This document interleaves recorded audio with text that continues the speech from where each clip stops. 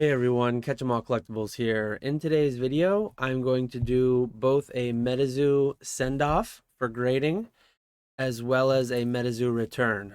So what I'm sending off are singles from my Seance box break 2 weeks ago on Saturday. If you didn't see it yet, I did a mass box break, 15 cases worth of packs.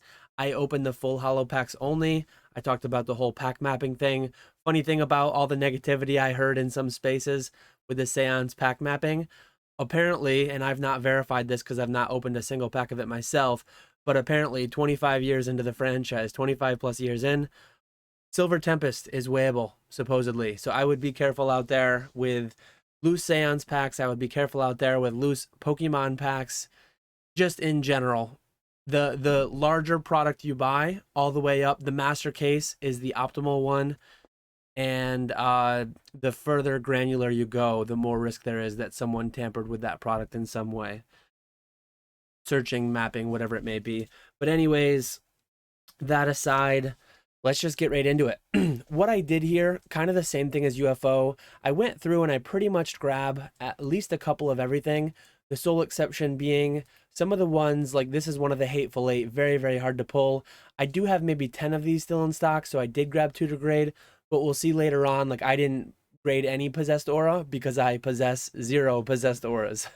Again, if you want to see how much of each of these cards I pulled, go back to the mass box break video.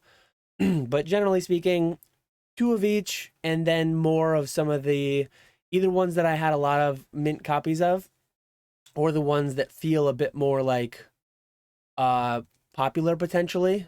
For whatever reason, I decided to pick a bunch of the Black Aggies. One nice thing, like hopefully when I get these back, I have a bunch of 9.5s and maybe a couple 10s. Pristine 10s, perfect 10s, I will take a picture of front and back and I will sell them with their own 2 images. But if I have like 5 or 6 Black Aggie CGC 9.5s, I sell this card raw for about $5 to $8, I think it is, maybe slightly less. I'm probably going to price a CGC 9.5, say like 35 or $40. I will do 1 image and I will sell several copies under that 1 image. Same way I do the singles. I don't do front and back of every single. I probably have pulled over 50 Black Aggies. I took 1 picture of 1 front and I sell all my copies under that.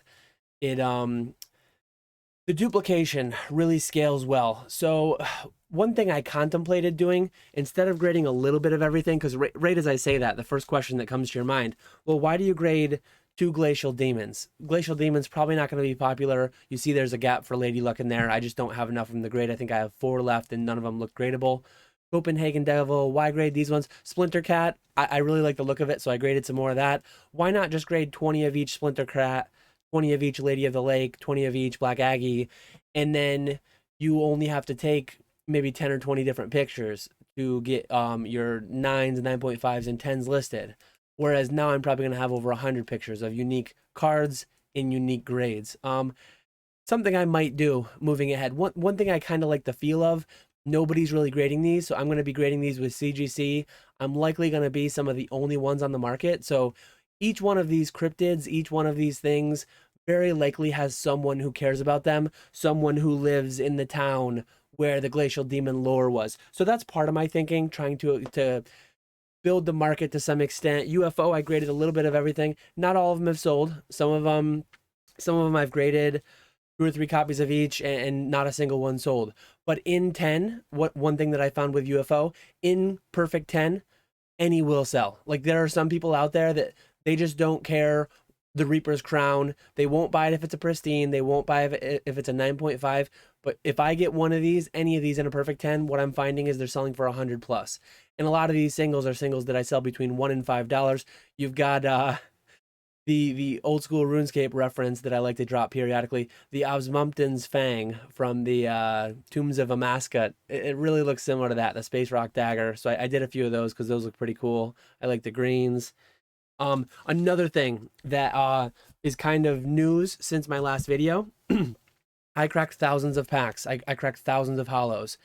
I did not know at the time that I was cracking them. In the bottom left, you can get a serialized card. It appears as if the cards are serialized to 20, and there are several different arts. I don't know if every art has a serialized to 20 variant, but I did go through all the thousands as I was pulling these out to decide what to grade, I did go through all my copies and I did not pull a single serialized card in all the full houses that I pulled. You'll note we just transitioned, so number 39 in the set, the Heat Lightning Orb, I have no possessed ores left. I actually slightly oversold those, so I'm not grading any of those. Given how valuable those are, over $100, given how they're playable, I probably wouldn't have graded any anyways. But these are the blister promos. So I have hundreds of each of these blister promo. I sell them for about $5, $4 sealed. I'm going to grade several of each of those just for the same reason. Like if and when I get a bunch of 9.5s of these and they start moving at 30 or $35, $12.50 grading, $5 card value, what I get for it raw. If I can make $18 turn into 30, that's worthwhile. If I get the occasional 10, perfect 10, it's even more.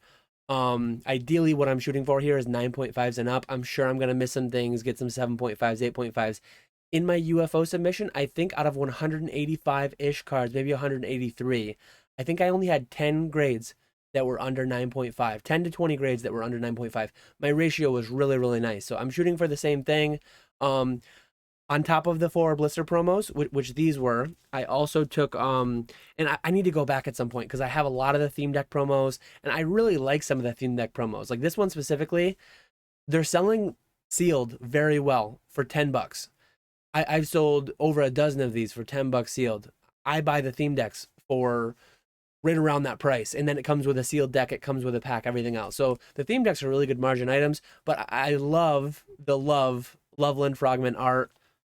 Grading a couple of those. The Rainbow Wizard, just a really cool, I don't know, the purple surrounding, you got the rainbow there, you got the goofy looking Rainbow Wizard guy.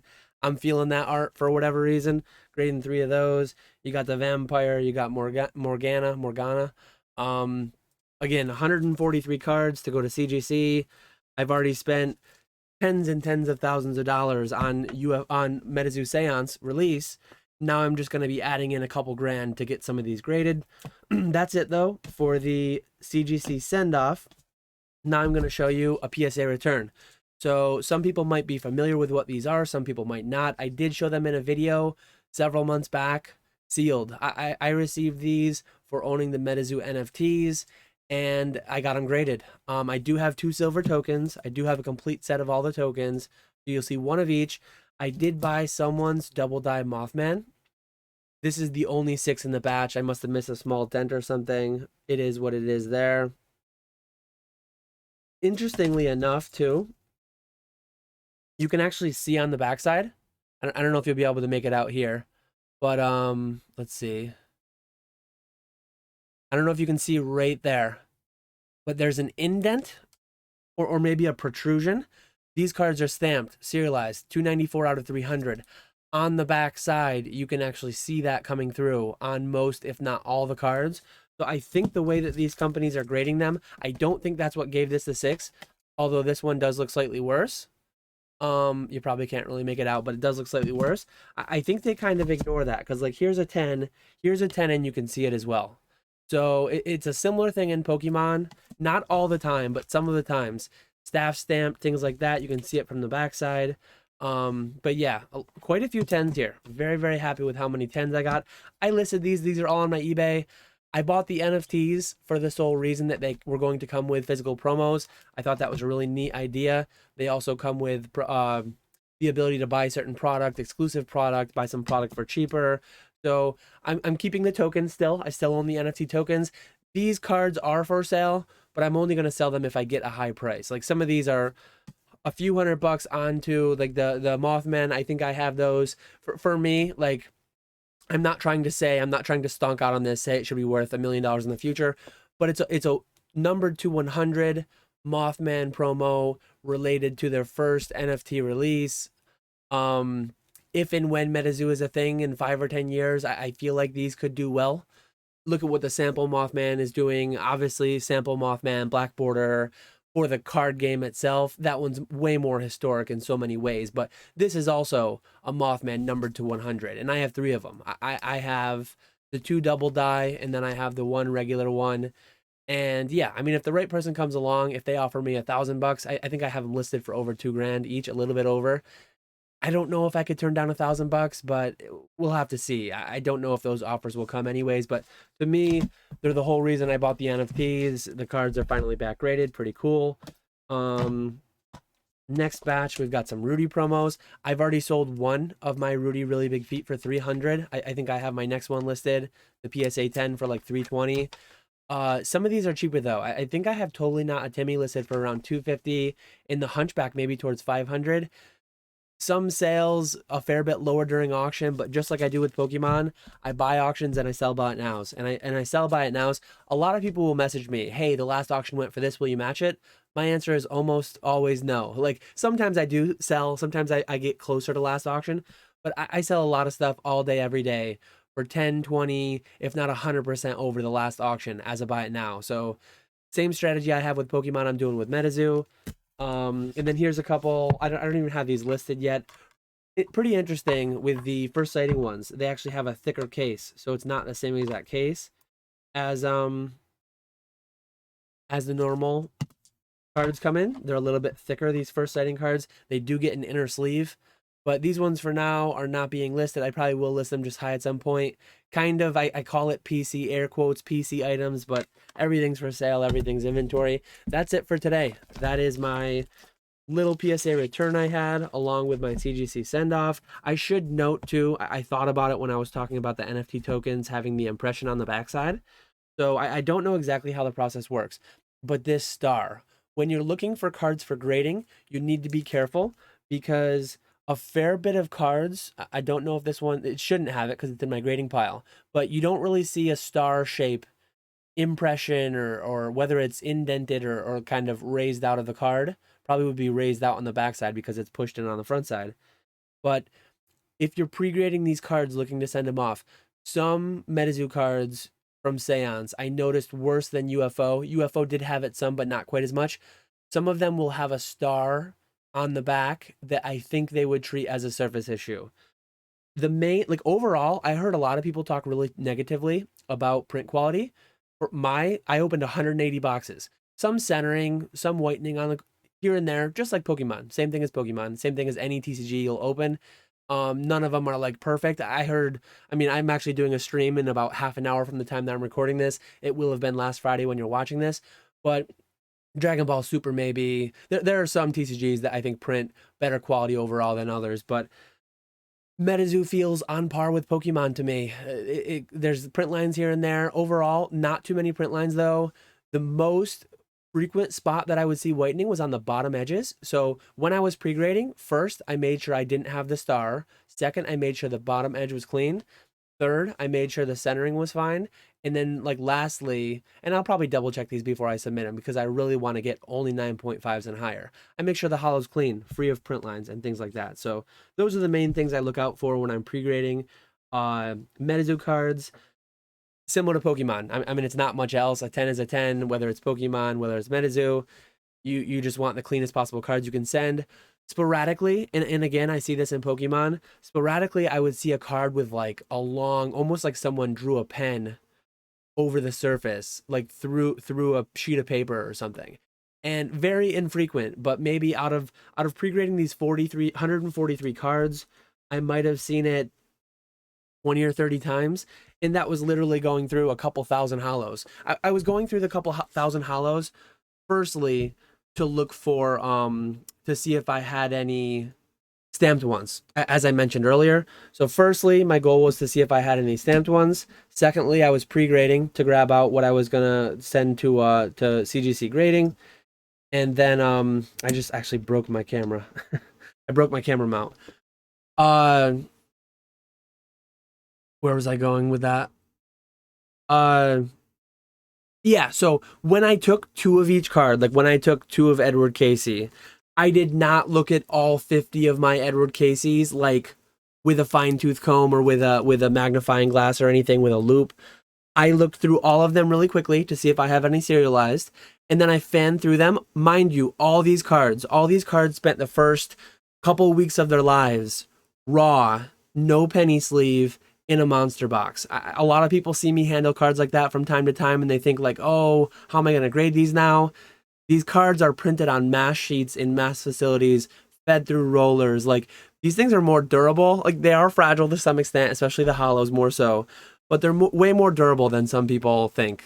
Thinking you need to be in a clean room and have gloves on. Like as long as you don't have Cheeto or Dorito dust on your fingers and they're generally clean, like you're gonna be good to go. But yeah, I did not take like an hour to pick out my best two Edward Caseys from the 50 plus that I own. I literally spent more time looking for the serialized cards than I did to pull out the two that I wanted to grade. I think to gather these 143 cards from the couple thousand hollows that I have and to look for serial numbers, I think that whole process only took me an hour. And again, the most tedious part was just fanning through 2 or 3 thousand hollows looking for that serial number. So yeah, that's all I have for today. As they always do, it went on a little bit longer than I had intended. Affiliate link down in the description supports me. If you want to shop on eBay, if you want to check out my MetaZoo cards on eBay, click that link below. No cost to you. Anything you buy in the next 24 hours will support me. I do a Patreon with Jake from Pokenomics. If you want to check that out, that's also linked in the description. Buy it now consignments. I'm consigning MetaZoo cards, Yu-Gi-Oh cards, Pokemon, Magic, anything graded by CGC, BGS, or PSA, I will sell. I'm not doing sealed product. I'm not doing raw cards, anything like that. All that information down in the description below. And as always, if you like and subscribe, if you like the video, if you enjoy the content and want to see more, that goes a long way towards helping the channel grow. I appreciate you all watching, and I will catch you all later.